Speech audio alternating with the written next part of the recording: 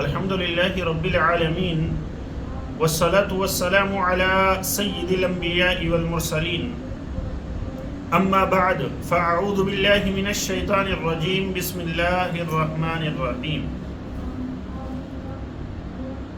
سجدہ تلاوت کے کچھ احکامات آپ کی بارگاہ میں عرض کرتا ہوں. اللہ سبحانہ و تعالی زندگی کے آخری سانس تک اپنی بارگاہ میں سجدہ ریز ہونے کی ہمیں توفیق عطا فرمائے، آمین. آیت سجدہ پڑھنے یا سننے سے سجدہ واجب ہو جاتا ہے. آیت سجدہ پڑھنے یا سننے سے سجدہ واجب ہو جاتا ہے. عربی زبان کے علاوہ یعنی آیت سجدہ کے علاوہ فارسی یا کسی اور زبان میں بھی اگر آیت کا ترجمہ پڑھا تو پڑھنے اور سننے والے پر سجدہ واجب ہو گیا. سننے والے نے یہ سمجھا ہو یا نہیں کہ آیت سجدہ کا ترجمہ ہے، البتہ یہ ضرور ہے کہ اسے نہ معلوم ہو تو بتا دیا گیا ہو کہ یہ آیت سجدہ کا ترجمہ تھا.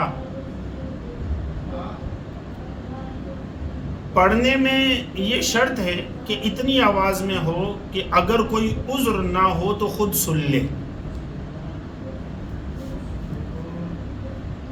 سننے والے کے لیے یہ ضروری نہیں کہ بالقصد یعنی ارادتاً سنی ہو. بلا قصد یعنی بلا ارادہ سننے سے بھی سجدہ واجب ہو جاتا ہے. اگر اتنی آواز سے آیت پڑھی کہ سن سکتا تھا مگر شور و غل یا بہرا ہونے کی وجہ سے نہ سنی تو سجدہ واجب ہو گیا، اور اگر محض ہونٹ ہلے آواز پیدا نہ ہوئی تو واجب نہ ہوا.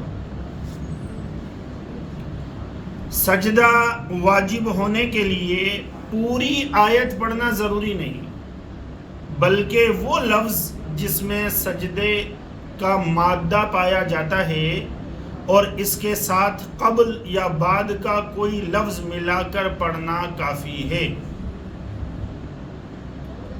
سجدہ تلاوت کا طریقہ بھی ساتھ ہی سماعت فرما لیجئے. سجدہ تلاوت کا مسنون طریقہ یہ ہے کہ کھڑا ہو کر اللہ اکبر کہتا ہوا سجدے میں جائے اور کم سے کم 3 بار سبحان ربی الاعلی کہے، پھر اللہ اکبر کہتا ہوا کھڑا ہو جائے.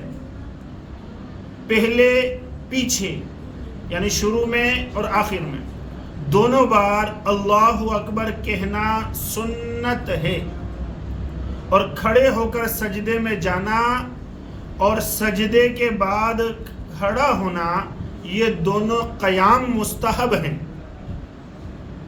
دوبارہ سماعت فرما لیں.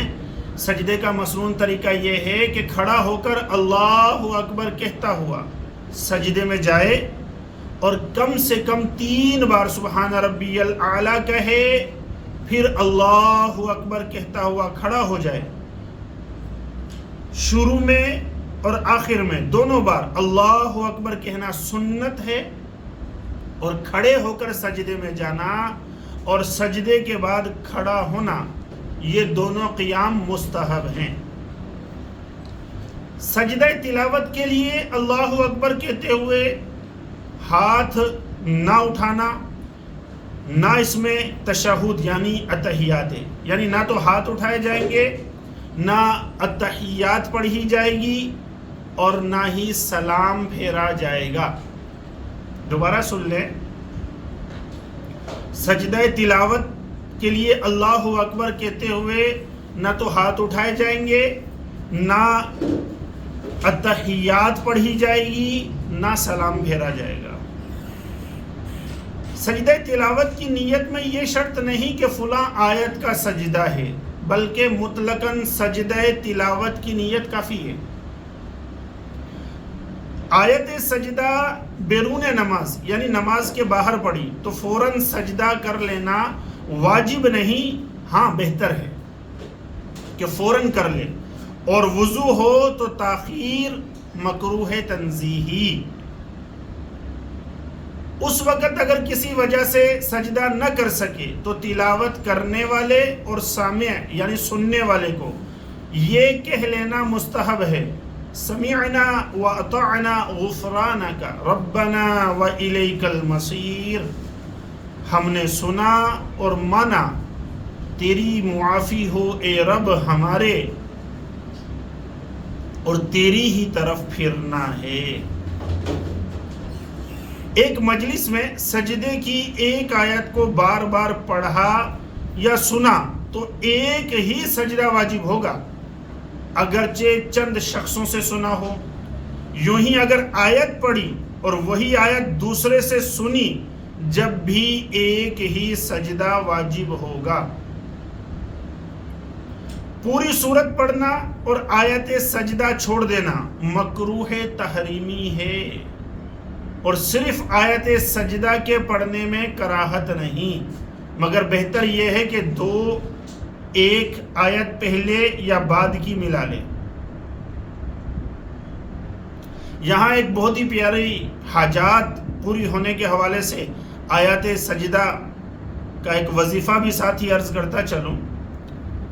احناف کے نزدیک قرآن پاک میں سجدے کی 14 آیتیں ہیں، جس مقصد کے لیے یعنی جس بھی حاجت کے لیے ایک مجلس میں سجدے کی سب یعنی 14 آیتیں پڑھ کر سجدے کرے، اللہ عز و جل اس کا مقصد پورا فرما دے گا، خواہ ایک ایک آیت پڑھ کر اس کا سجدہ کرتا جائے یا سب کو پڑھ کر آخر میں 14 سجدے کر لے۔